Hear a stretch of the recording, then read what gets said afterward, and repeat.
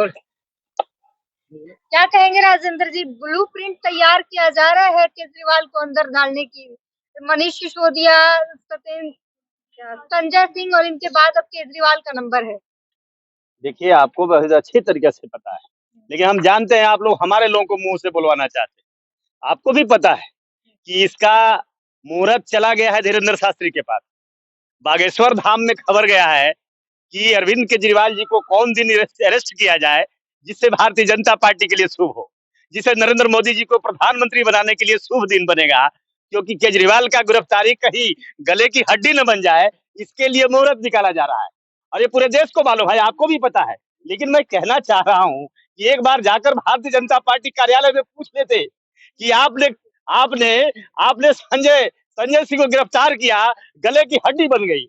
आपको सत्येंद्र जैन को गिरफ्तार किया, गले का हड्डी हो गया। आपने इस्तीफा करवाया, आप राजेंद्र पाल गौतम का गले का हड्डी बन गया।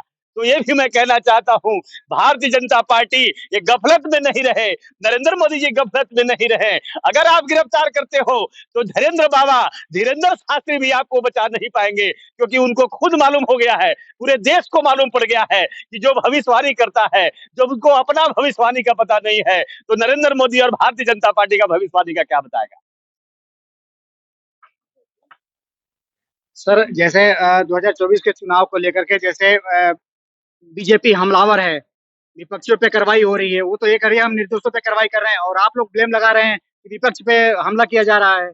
हम कह रहे हैं कि ईडी और सीबीआई को अगर आपने सांड की तरह आगे छोड़ दिया है तो मुझे कोई उसका दुख नहीं था, लेकिन भारतीय जनता पार्टी के इशारे पर काम करे, प्रधानमंत्री नरेंद्र मोदी के इशारे पर काम करे और विपक्ष के लोगों को टारगेट करे, ये तो पूरे देश देख रहा है और मीडिया भी देख रहा है। भले गोदी मीडिया को मालूम नहीं है, उनको सूट बूट से फुर्सत नहीं है, नरेंद्र मोदी का चश्मा दिखा रहा है, वो जो खासकर गोदी मीडिया के लोग हैं धीरेन्द्र शास्त्री को दिखा रहा है, भविष्यवाणी को दिखा रहा है। लेकिन आप लोग को तो बड़े अच्छे तरीके से मालूम है, ये पूरा देश इस बात को जानता है कि अभी जो ईडी सीबीआई है, जो बिल्कुल पूर्वाग्रह से ग्रसित होकर के 2024 को बैतरनी को पार होने के लिए इंडिया के गठबंधन के तमाम नेताओं को दागी बना करके, आरोपी बना करके, चरित्र हनन करके 2024 का बैतरनी पार करना चाहता है। अगर ईडी सीबीआई के अंदर अगर हिम्मत है, ईडी सीबीआई अगर बिल्कुल इंडिपेंडेंस इंटेलिजेंसी है, संस्था है, तो मैं पूछना चाहता हूं नीरव मोदी कहां है, लेकर आओ इस देश के अंदर। आपके अंदर हिम्मत है तो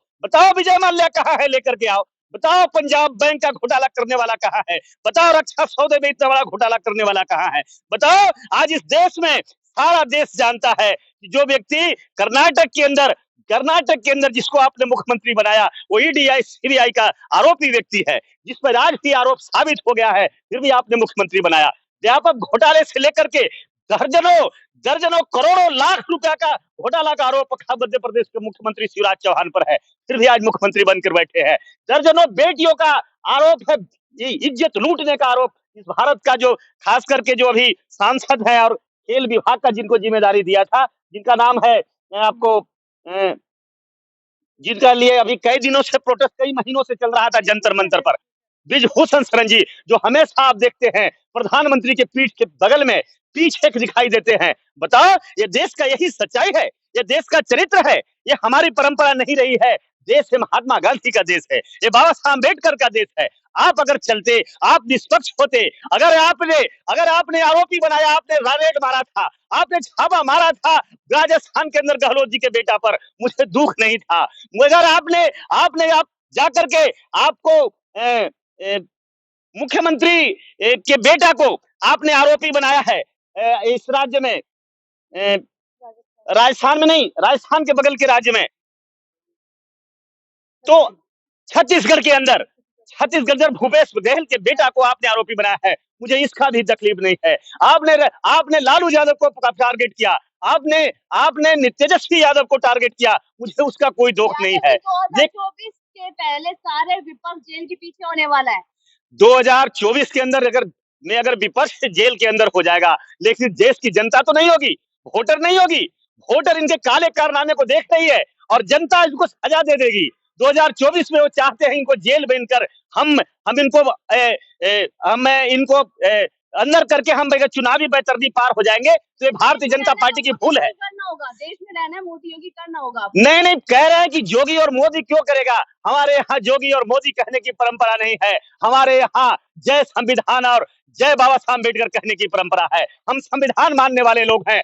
जेल के अंदर अपनी जिंदगी दे देंगे, जेल के अंदर अपनी जान गवा देंगे, लेकिन जोगी मोदी नहीं करने वाले हैं। हम मजबूर लोग नहीं हैं, मजबूत लोग हैं, इरादे से मजबूत लोग हैं। जब कोई व्यक्ति सताया गया है, जुल्म अत्याचार का शिकार हुआ है, तो वहां से एक ऐसी चिंगारी निकली है जो इनके पाप का लंका को हमेशा जलाता रहा है। देश की जनता में सहानुभूति हो रहा है। जो काम कर रहे हैं 9 साल के अंदर, जो अगर इनकी उपलब्धियां कुछ है तो इनकी उपलब्धियां अडानी और अंबानी है। इनकी अगर कोई उपलब्धियां है, ईडी और सीबीआई है। ईडी और सीबीआई के सहारे एक गरीब दलितों के नेताओं को, पिछड़े को नेताओं को, मुसलमान के नेताओं को कहीं इनकाउंटर करके, कहीं जेल भेज करके अगर ये चुनाव जीतना चाहते हैं तो ये भूल में नहीं रहे हैं। इस तरह का मॉडल आपको आ चुका है। 24 के लिए अगर आप तैयारी कर रहे हैं तो 24 का टेलर आया है, और 24 का टेलर के साथ साथ कर्नाटक और हिमाचल को छोड़ दीजिए, अब बंगाल को छोड़ दीजिए। अभी 5 राज्यों का विधानसभा चुनाव हो रहा है और 5 राज्यों में सर्वे आ गया है।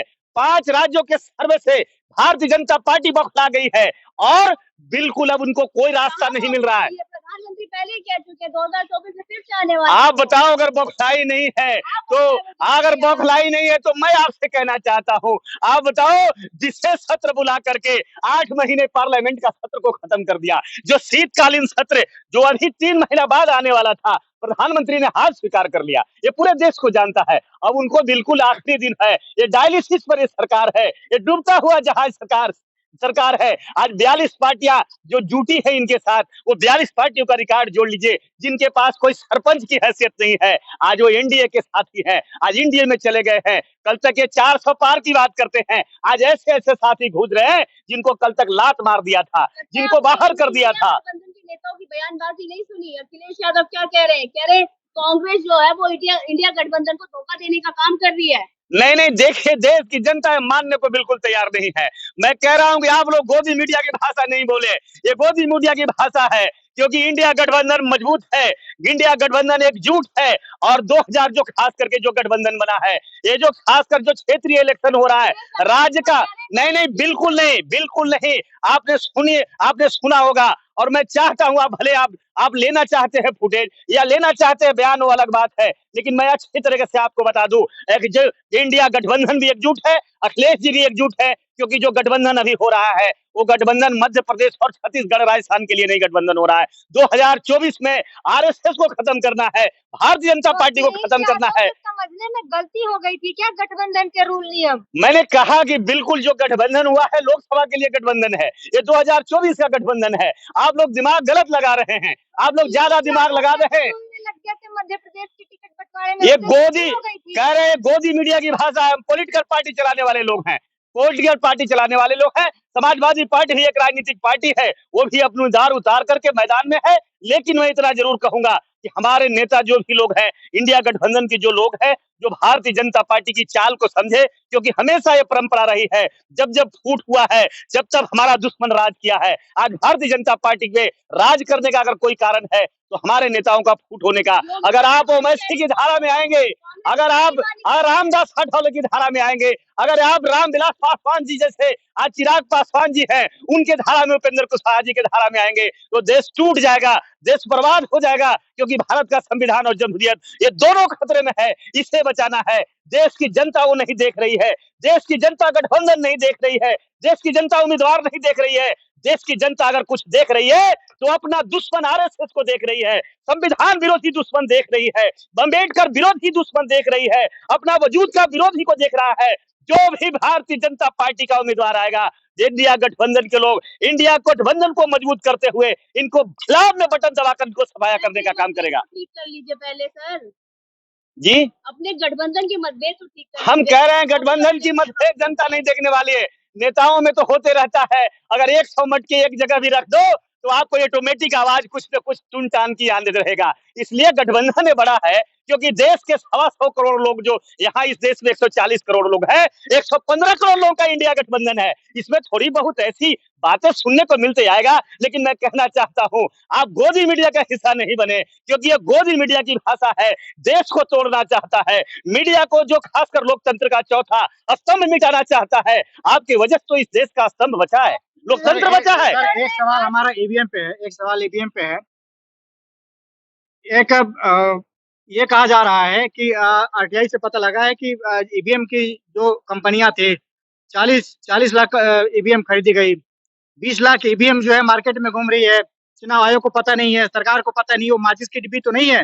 देखिए, मैं आज ही मैं कहता हूं, अगर भारतीय जनता पार्टी के पास ईडी सीबीआई के बाद कोई हथियार है जीतने का, तो एक ही हथियार है, वो ईवीएम है।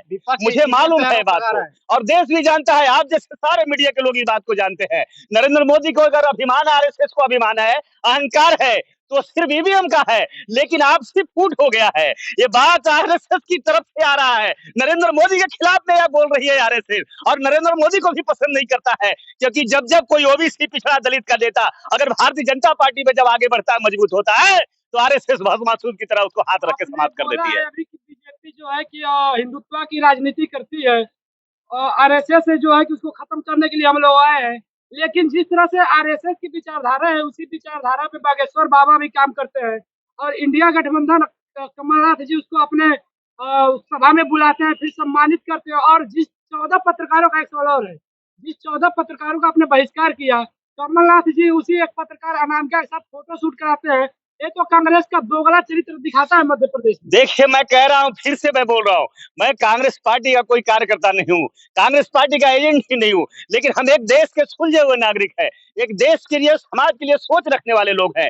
देश के SC ST OBC NT DNT BJP मुसलमान जो बिल्कुल हितैषी सोच रखते हैं। लेकिन स्पष्ट रूप से आपको बता देता हूं, देश की जनता को वो दिमाग में नहीं आ रही है। देश की जनता संविधान विरोधी ताकतों को खत्म करना चाहती है। देश की जनता मोदी को खत्म करना चाहती है। मोदी को देश क्यों मान रहे हैं? कांग्रेस तो उसको लेके चल रही है, बागेश्वर वाले बाबा को बुलाती है सभा में, फिर सम्मानित करती है। उस पर क्या? देखिए, बागेश्वर बाबा का वही हाल होने वाला है जो आसाराम बापू और राम रहीम का हुआ था। आप बागेश्वर का नाम इतना क्यों बार बार लेते हैं? बागेश्वर धाम की कोई वजूद नहीं है, एक चूहा है जिसे पैर से मसल देंगे तो खत्म हो जाएगा। ये बागेश्वर का मतलब कुछ नहीं है। जो हमारी बेटियों को जो बोलता है, खाली प्लॉट बोलता है, जिस तरह से अपमान करता है, जो बातें करता है, ये राम रहीम से भी बड़ा गुंडा है। ये बिल्कुल एक आवारा आदमी जिसका नाम बार बार ले रहे हैं, बिल्कुल हम उसका पसंद नहीं करना चाहते और उनका नाम उच्चारण नहीं करना चाहते। इसको आरएसएस खड़ा किया, आरएसएस का एजेंट है, आरएसएस का छोड़ा हुआ घोड़ा है। और उस घोड़े पर हम आज भी मैं कहता हूं, बेटा अंदाज में रहो, होश में रहो। 2024 में अगर ये सरकार बनी तो तुझे घुड़सवारी मैं सिखा दूंगा। अगर तू आरएसएस का घोड़ा है तो मैं तेरा घोड़सवार बनकर समाज के लोग बता देंगे। चलिए, बहुत बहुत धन्यवाद।